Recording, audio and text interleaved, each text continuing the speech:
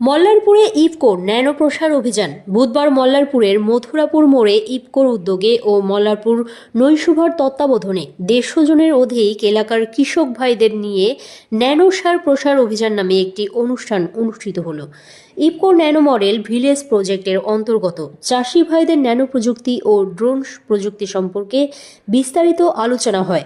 অনুষ্ঠানে উপস্থিত ছিলেন ইফকোর রাজ্য বিপণন প্রবন্ধক ডক্টর প্রকাশ দত্ত, রামপুরহাট সাব ডিভিশনের কৃষি অধিকর্তা প্রীতেশ দাস, ব্লকের কৃষি অধিকর্তা অর্জুন মণ্ডল, ইফকো বীরভূমের ফিল্ড অফিসার সুশান্ত ব্যানার্জি এবং মল্লারপুর নৈশুভার কৃষি উৎপাদক গোষ্ঠীর কর্ণধার সাধন সিনহা।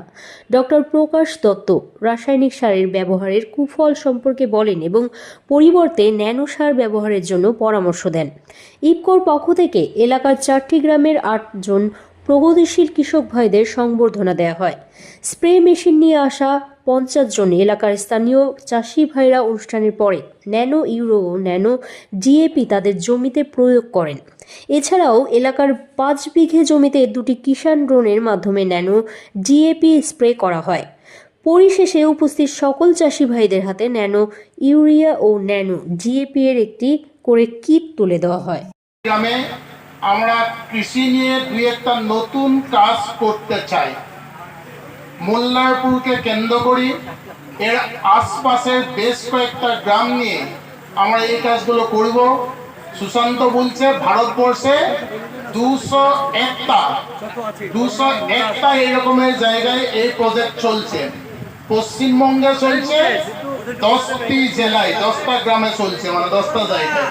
তার মধ্যে একটা হয়েছে বীরভূমের মোল্লারপুর। এইখানে আমরা কি করতে চেয়েছি? আমরা করতে চেয়েছি রাসায়নিক সার যেগুলো আপনারা ব্যবহার করেন, ডিএপি, 10-26 ইউরিয়া, এইগুলোর অনেক ক্ষতিকর দিক আছে।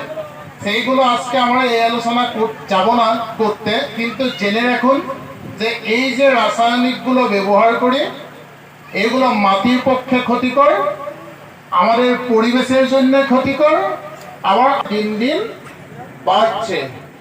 কেন বাড়ছে তারও প্রচুর কারণ আছে। যেহেতু আমাদের হাতে প্রথম কথা কোনো বিকল্প নেই, আর রাসায়নিক সার খারাপ জিনিস এটা কৃষকরাও মানে, কিন্তু যদি